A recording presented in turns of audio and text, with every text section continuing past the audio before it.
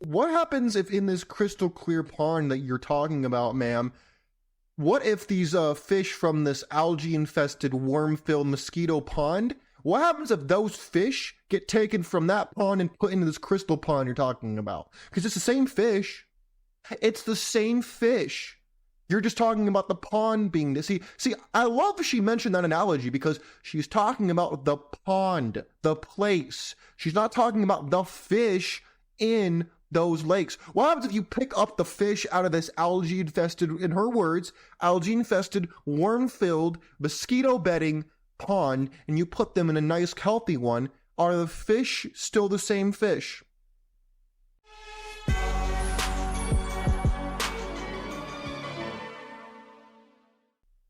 Ladies and gentlemen, welcome to the Sheep Get Sheared podcast. I'm your host, Austin Creed, and my friends, today we're going to ask a very important question. One that I happen to see on social media all the time, and we're going to flip it a little bit, and we're going to have some fun with it today. The question is, where have all the good girls gone? Now, I realize that you're probably used to hearing on social media, oh, where have all the good men gone? Where are the good men? It's usually women, in their, late 20s, early 30s, even up to 40. They seem to be asking this question, right?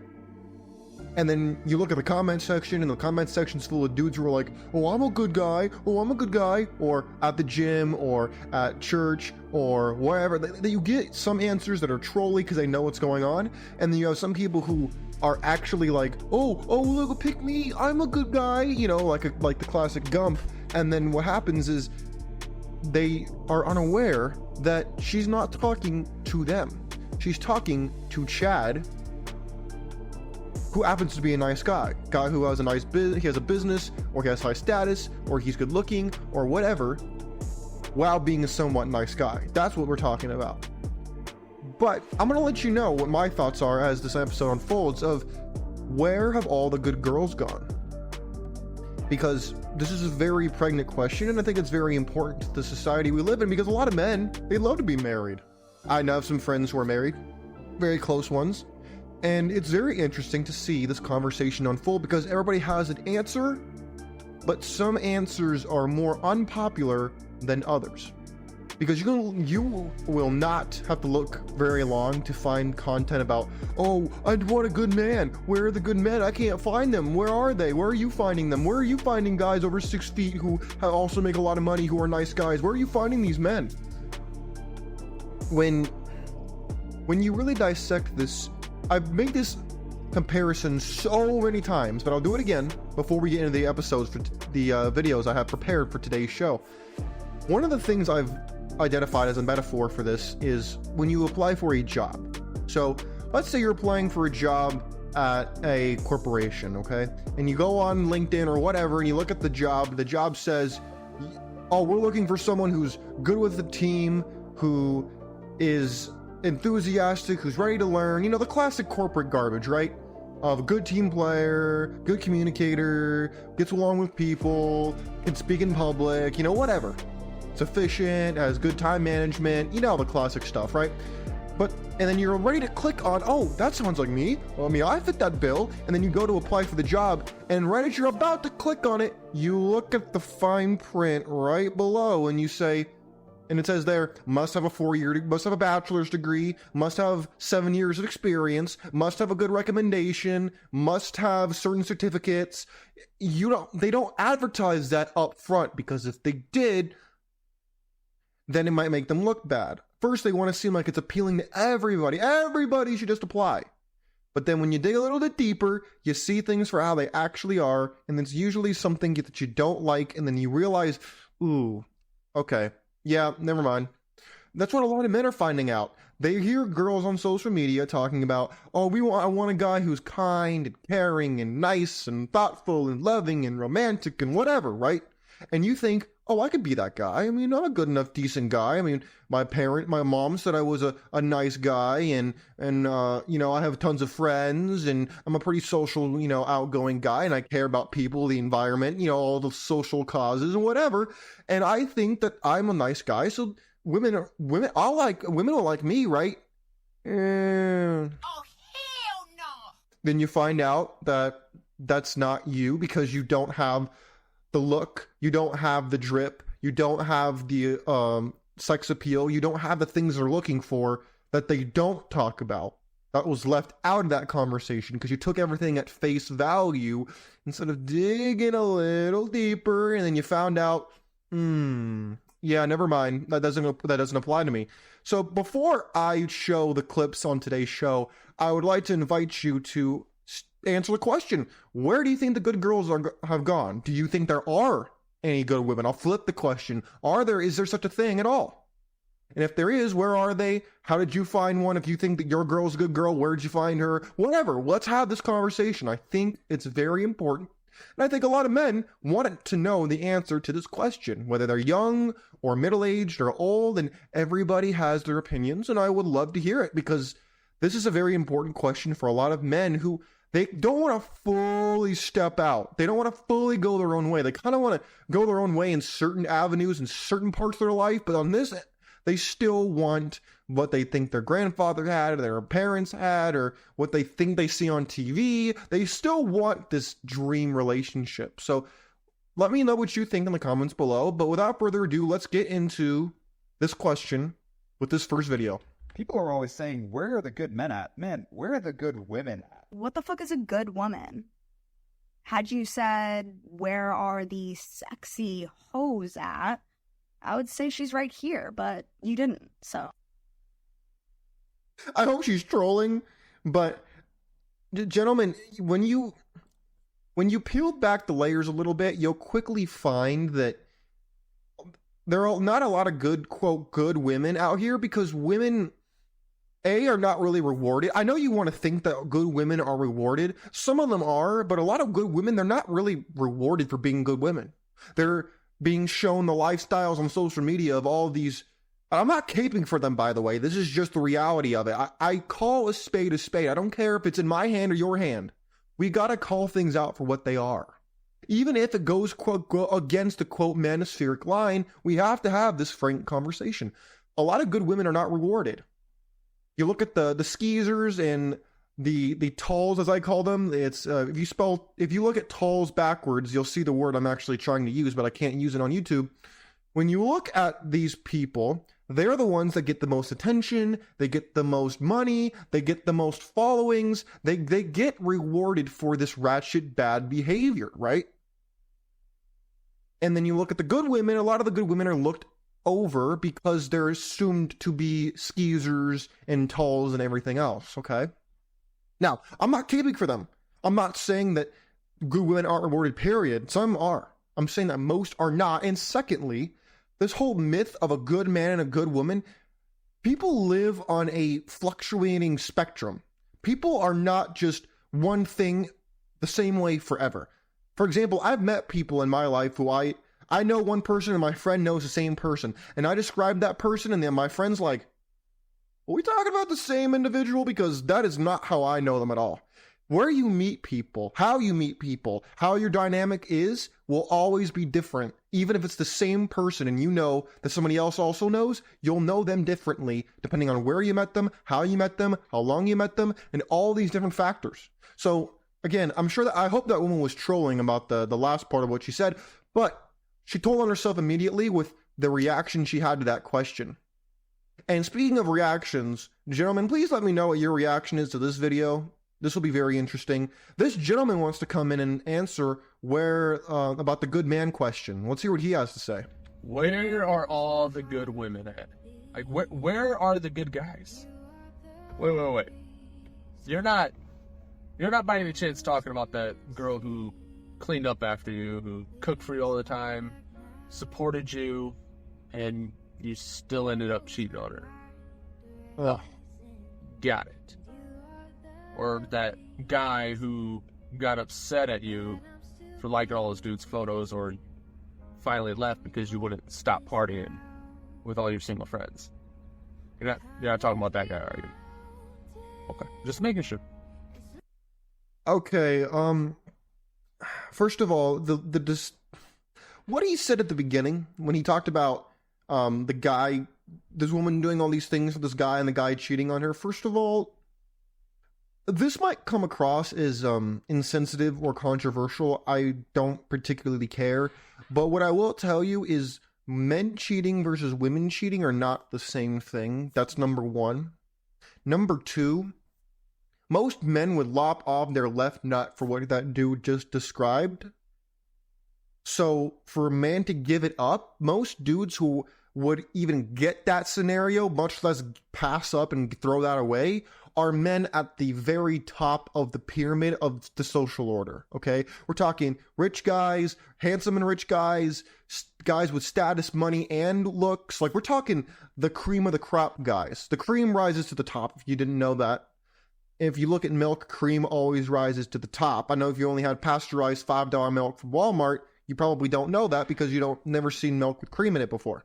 But when you look at cream, it always goes to the top. And so the men at the top, they can afford to do that. Average guy, he would live his whole life looking for that scenario, and he still won't get it. See, that's the problem right there. The second half that he highlighted of the woman being the party animal and whatnot, and the guy being a good man and she going out and partying and not getting off the kick of going with her single friends, that is much more mainstream than the first thing that he said. The first scenario he gave, we're talking like the CEO of your company that you work for. That guy. Not you, but that guy. That guy could do that and get away with it because he's got tons of options. Most dudes have next to no options. In case you didn't know and you've never really gone on the side of the internet before, just so you know, according to the data, the average man in his entire life, I'm talking across the spectrum in this survey, the average man has about 7 encounters with intimacy in his entire life, like with 7 different women. 7 is a number for the average man. They say that the woman's a little bit more than that, but we're going to say that that's probably not true, considering that Esther Vilar in her book, The Manipulated Man, who was a woman back in the 70s, and she wrote her book in response to the women's rights liberation movement. Considering that she herself discussed the idea that women don't care about male statistics and whatnot and care more about feelings. Her words, not mine. I'm inclined to not believe that data, that it's just slightly higher or slightly lower than men. That's just bogus, but okay. If you want to believe in fairy tales, go right ahead. You're welcome to do that. But speaking of, let's go back to speaking of fairy tales. Oh, anybody want to listen to this one? This one is apparently from a church girl who's going to say that. So this guy's questioning. I've played a couple of this guy and stitches to this guy's clip because I think it's an important question. He says, "Where are the good women at?" This woman apparently is going to say that they're at church. All right. Buckle in your seatbelts, boys. It's going to be a bumpy ride. People are always saying, where are the good men at? Man, where are the good women? Church. We're at church. There are a lot of people who go to church and they're religious and they're not kind and they don't love people and they treat people bad. I'm not talking about those people. Oh no, look at the Starbucks cup she got in her hand. Oh no. We're not off to a great start. Anybody know the politics of Starbucks besides me? Anybody? First of all, gentlemen, let's look at this woman in general. Would if you saw this woman, would you invest in this woman? They say the eyes are the window to the soul, and when I look at these eyes, the wider the eyes go, usually the more crazy there is. I'm just gonna leave that out there. You can feel free to disagree. One man's opinion. Let's see what else she has to say. We are 14 seconds into an almost minute-and-a-half video. Let's see what she says. If you can find a man or a wife who loves Jesus, is not religious, loves Jesus, loves God with all of their heart, they're going to treat you right because the love of God is going to just beam and radiate out of them. They're going to have peace. They're going to be kind. They're going to be loving because they actually have a relationship with the Lord. They're not. Oh, gentlemen, do not ever, and I repeat, do not ever fall for these terms like real, actually, genuine. Do not fall for these words. They are a ploy to lower your guard. When someone says real men, real women, actual Christians, do not fall for this. Okay? This is a ploy to get into your subconscious mind and get you to accept their narrative because they're saying, they're not calling you fake, but they're implying it. You see, if they called you a fake Christian if you didn't agree with them, you'd immediately sense that as an attack and you'd rebut and you'd defend. But because they call themselves real, they are not inherently calling you fake. You don't perceive it that way. So instead, you're going to be like, oh, real, huh? Well, I like things that are real. I like things that are genuine. Okay, I could go with that. That's what you're going to think. Without realizing that was actually a subtle attack against you by insinuating that if they're real and you're not them, then you're fake. Be aware of that. Never fall for that. That is a huge red flag right there. Be careful of that. Not just religious, following rules, and dead and bitter on the inside. I'm married. I've been married for years. I love my husband. He's an amazing man of God because he loves Jesus. I would love to hear the man's side of this. I can guarantee you, I don't know who this man is. She could be married to Giga Chad. For all I know, I doubt it, but it's possible. Here's what I can guess that her husband is. Her husband is probably henpecked. He's probably beta Brad. He's probably a nice guy, but he's probably not very masculine. He might have some, pattern balding going on, which is cool. I don't hate on it. It is what it is. It's genetic. You can't help it. But something tells me this dude is not Giga Chad. He's not going to pull up looking like The Rock, super masculine, deep voice and everything. I can guarantee you this guy is probably just another beta Brad, regular dude. Maybe he wears a snapback hat. What I can guarantee you, this dude is henpecked as a mofo. I can guarantee you right now. That's my prediction. I could be wrong, but I can guarantee you that's what I'm thinking right now. Tell you guys, if you want to find a good man or a good wife, look in the church for people. Okay, the church. Oh, you mean I get to pick out of the 30, 35-year-old women or 25-year-olds who have been on the carousel for the last 10 years. Oh, that's where I can find the good women. See, gentlemen, here's my thing that I don't like. You want to know what I don't like about this? It's disingenuous, because you're assuming that because they're pure now, or at least they claim to be, that everything in the past don't matter. That everything in the past, because it's been washed away by the blood of the Lamb, it has no importance, no impertinence, no potential pitfalls to what you are trying to build now and in the future. Well, you left that part out, though. You left that part out. We have not heard a single thing about the past, background checking, qualifying, nothing. All we've heard is, if you go to church, find the first woman there who you think is attractive, it's a safe bet. No, absolutely not. People who love God. Not every Christian is meant to be with you, but when you meet the right person, you'll know. And why fish in a, algae-infested, worm, parasite-infested, mosquito larva pond, looking for a gem in a club or in a strip club or in a bar, when you could go fishing in a healthy, clean, crystal clear, beautiful pond. Again, what happens if in this crystal clear pond that you're talking about, ma'am, what if these fish from this algae-infested, worm-filled mosquito pond, what happens if those fish get taken from that pond and put into this crystal pond you're talking about? Because it's the same fish. It's the same fish. You're just talking about the pond being this. See, I love she mentioned that analogy because she's talking about the pond, the place. She's not talking about the fish in those lakes. What happens if you pick up the fish out of this algae-infested, in her words, algae-infested, worm-filled, mosquito-bedding pond, and you put them in a nice, healthy one? Are the fish still the same fish? I'll repeat that in case you missed it. Are they still the same fish? Because they are, and that is exactly why so many men are unhappy with the dating marketplace, because they figure that out. And they don't like it. And they don't like that, number one, you lied to them. You lied to me. And number two, they don't like that you are being disingenuous, because they want to believe you. See, here's the thing that gets men the most. Men want to believe this. And that's why they do, because they want to believe you are correct. They want to believe that you are telling them the truth and that they can get the green light and go for it. Men naturally want to do this. It's not about whether men want to or not, because they want to. The fact of the matter is, a lot of men do this and they figure out that the women that the fish in this clear pond and the fish in this infested pond are the same exact fish with the same exact problems, same scale. They have different scales, but they are the same exact fish. And a lot of men figure this out.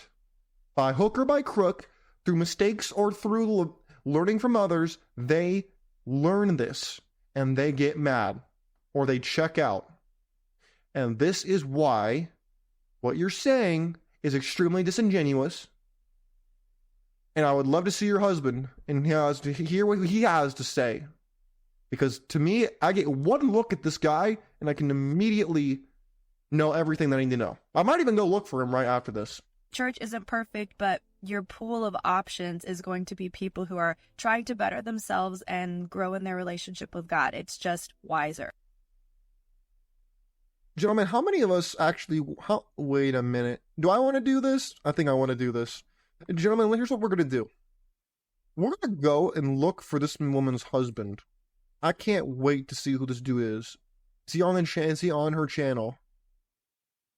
Because I'm not seeing him. I'm looking... Look, here's her channel right here. I'm not seeing him anywhere.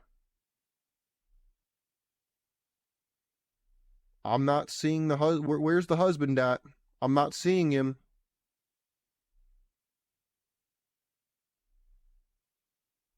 Uh-oh. I'm not seeing him. Hold on, let me look. Hey guys, I want to... Is this him? Is this the guy? Is this the guy? No way. No way. Gentlemen, I think this is the guy. Let's look at the video. I'm going to introduce you to my friend Tyler, and we're going to say a prayer together. Oh, he's just a friend? Oh, I thought this was the husband. I was going to be like, oh, he fit every description that I said. Oh no. Where's the husband at?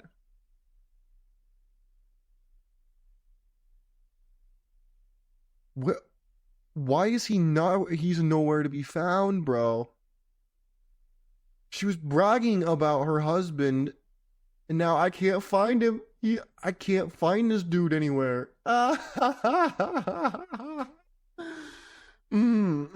Okay, we're gonna move on then. Okay, I'm just gonna think that I think that I'm just right then, because if I can't find him, then he obviously isn't the pinnacle of masculinity, because if he was, then she'd advertise that. Oh my goodness. Oh man, I'm having fun on the show today. I don't know about y'all, but I'm having fun today. Let's hear what this man has to say about where all the good men have gone. Let's see what he has to say. If I hear one more single, beautiful, available, smart, funny, sexy, connected woman say to me, guys just aren't guys anymore. They're just like, where are all the men? What's happening with all the men? And I hear it so often from women that I meet, women that I know, women that I ask questions about because I'm curious, because I want to understand what's going on. It happens over and over and over again, is that us men, we are not stepping up into the role of the masculine, which is to lead, to take initiative, to be present, to be available, to plan, to make asks, to pick up the phone, to get off of the passive texting, to take initiative, whatever it may be. Are you kidding me? That's what you took away from that?